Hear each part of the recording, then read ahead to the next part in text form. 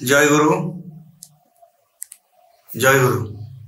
আমি কিছু ঋত্বিক সম্পর্কে বলছি, কারণ ঠাকুর এই ঋত্বিক, যাজক, অধৈর্য এদের সম্বন্ধে অনেক কথাই বলেছেন, যেগুলো আমার মুখের কথাতে অনেক কিছু ভুল হতে পারে।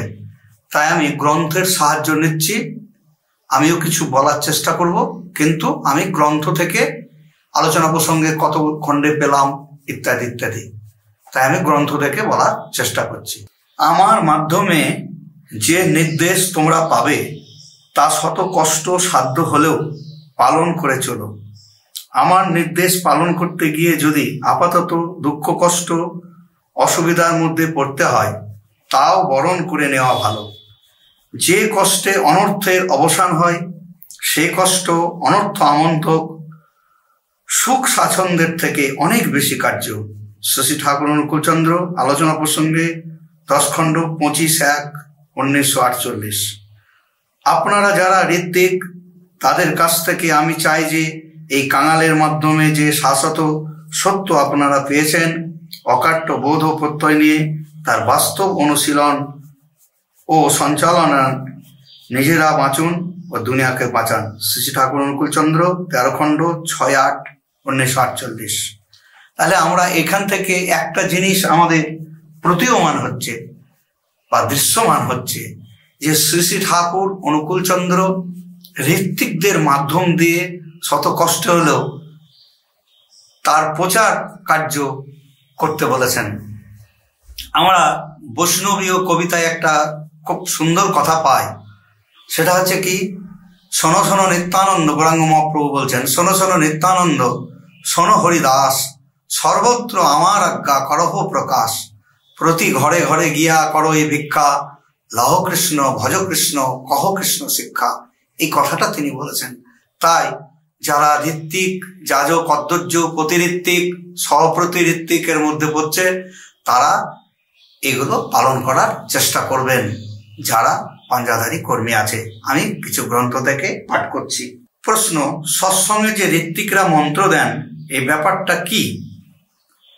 শ্রী শ্রী ঠাকুর, ঋত্বিকরা হলো মেসেঞ্জার অব দি লর্ড, প্রভুর বার্তাবহ। আলোচনা প্রসঙ্গে 1ম খণ্ড থেকে নেওয়া হয়েছে।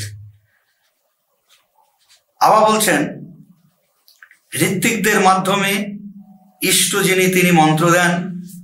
দীক্ষার পদ্ধতি ইষ্টেরই বলে দেওয়া, তাঁরই দেওয়া জিনিস, তাঁরই আদেশক্রমে ঋত্বিকরা জানিয়ে দেয়।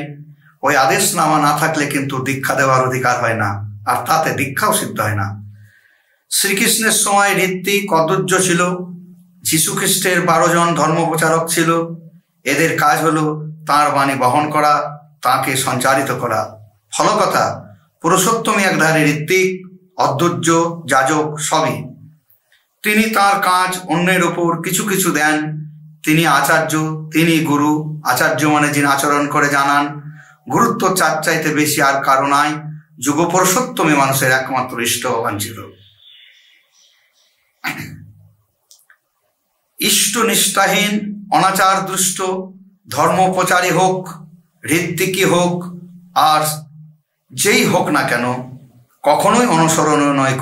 অনুসরণে সাতত পতন অনিবার্য হয়ে ওঠে, চর্যাসক্ত। তকমা নিলেই ঋত্বিক হয়ে ওঠে না। সর্বত্র সন্দীপনায় ইষ্টার্থ পরায়ণ হও।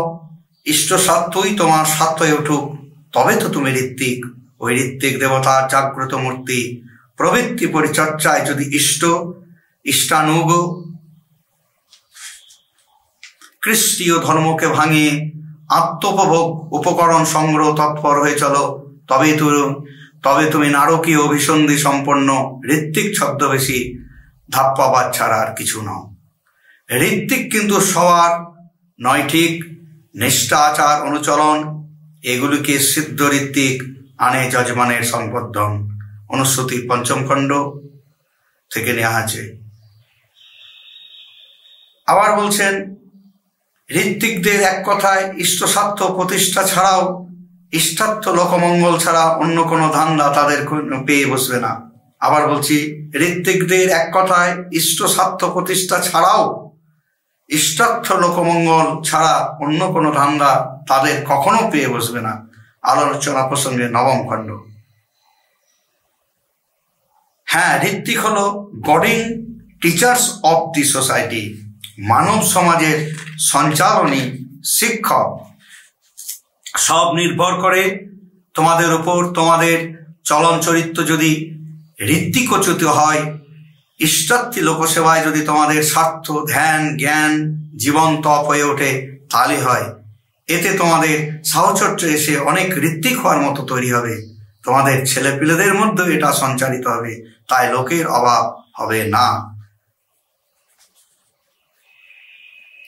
জনসাধারণের সঙ্গে যোগসূত্র রচনার জন্য, তাদের সেবার জন্য দীক্ষিত অদীক্ষিত সরকম লোক নিয়ে আপনারা একটা স্বতন্ত্র প্রতিষ্ঠান ইচ্ছা করলে করতে পারেন। আলোচনা প্রসঙ্গে 7ম খণ্ড থেকে ঠাকুর বলছেন। আবার শ্রী শ্রী ঠাকুর অনুকূলচন্দ্র বিধিবিধান 1ম খণ্ড 166 নম্বর বাণী থেকে বলছেন, ঋত্বিক তকমা নিলেই ঋত্বিক হয় না, ঋত্বিকের তকমা নিলেই ঋত্বিক হয়ে ওঠে না। সর্বত্র সন্দীপনায় ইষ্টার্থ পরায়ণ হও। ইষ্ট স্বার্থই তোমার স্বার্থ হয়ে উঠুক। তুমি রীতি তপা হয়ে উঠো। ইষ্টার্থ অনুবেদনা নিয়ে আত্মবিনয়ন করো। তোমার বাক ব্যবহার এবং চালচলন বাস্তব অভিব্যক্তি নিয়ে সুসংগত ইষ্টার্থ সঙ্গতিশীল হয়ে বোধিমর্মকে কুশল করে চরিত্রে উদ্ভাসিত হয়ে উঠুক। তোমার নিজের তো বটেই, তাছাড়া প্রতিটি ব্যষ্টির তথা গণজীবনের সম্বর্ধনার অগ্রদূত হয়ে ওঠো। হৃদ্য আচরণ অনুচর্চার ভিতর দিয়ে ব্যষ্টিগত অস্তিত্বকে ইষ্টার্থ অনুবেদনায় সক্রিয় সঙ্গতিশীল করে যোগ্যতার অভিদীপ্ত করে তোলো। মানুষের স্বস্তিবাহী হও। কল্যাণ কলনীনাদি হয়ে ওঠো। ইষ্টার্থ অপহারী হয়ে বসো না কিছুতেই, ও কিন্তু মহাপাপ। লোক শোষক হয়ে ওঠো না কিছুতেই, ও কিন্তু নিরয়ের মর্মর খচিত পন্থা। বরং লোকপ্রীতি অবদান ভূক হয়ে নিজেকে প্রসাদ প্রদীপ্ত করে তোলো। তবেই তো তুমি ঋত্বিক, ওই ঋত্বিক দেবতার জাগ্রত মূর্তি। যতক্ষণ পর্যন্ত মোটামুটি এমনতর হয়ে না উঠতে পারছো, ততক্ষণ তুমি প্রযত্নশীল ঋত্বিক নামধেয় অস্তিত্ব বৃদ্ধির কৃষ্টি বার্তাবাহী ছাড়া আর কিছু নও। আবার ইষ্টার্থ অনুচর্চাকে তোমার জীবনে মুখ্য করে না তুলে প্রবৃত্তি পরিচর্যায় যদি ইষ্টান খ্রিস্টীয় ধর্মকে ভাঙে আত্মোপভোগ উপকরণ সংগ্রহ তৎপর হয়ে চলো, তবে তুমি নারীয় অভিসন্ধি ঋত্বিক ছদ্মবেশী ধাপ্পাবাদ ছাড়া আর কিছু নও। তাই প্রথম তুমি সদ্যোষিত অনুদীপনা নিয়ে ইষ্টিতপা হয়ে ওই তপশ্চর্চার ভিতর দিয়ে আত্মনিয়মন করে প্রতিপত্তকের অন্তরকে অস্থিবৃদ্ধির অনুপ্রেরণায় উৎসাহ উদ্দীপ্ত করে যথাযথ বিনয়নায় তাদিগকে যোগ্য জীবনের অধিকারী করে তোলো। আর তাদের শ্রদ্ধা উৎসাহিত অবদানই তোমার আজীব হয়ে উঠুক। লোক অন্তর উৎসারণিষ্ট প্রতিষ্ঠায় তোমাকে অমৃত প্রসাদী করে তুলুক। ঈশ্বর অমৃত স্বরূপ। ধৃতিবিধান 1ম খণ্ড 167 নম্বর বাণী। জয় হোক। আবার ঠাকুর এখানে বলছেন,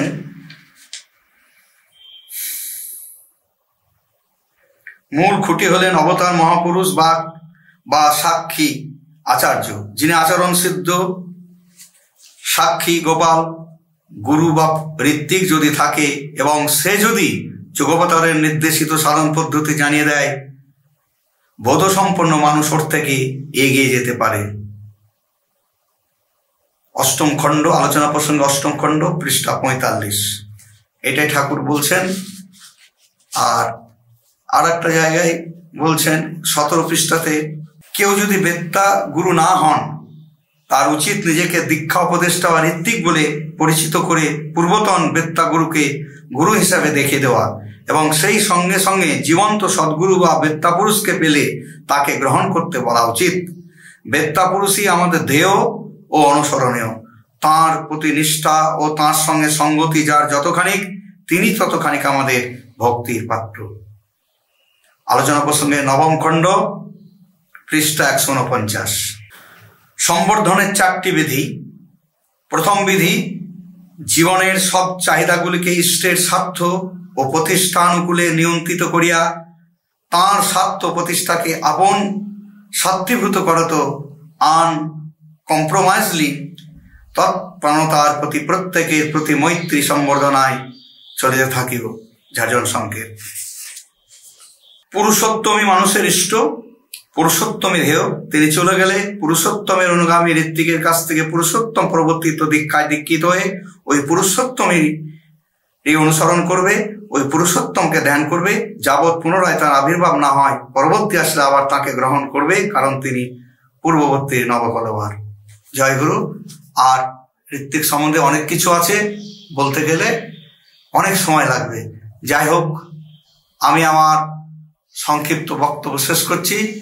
জয় গুরু। বন্দে পুরুষোত্তম।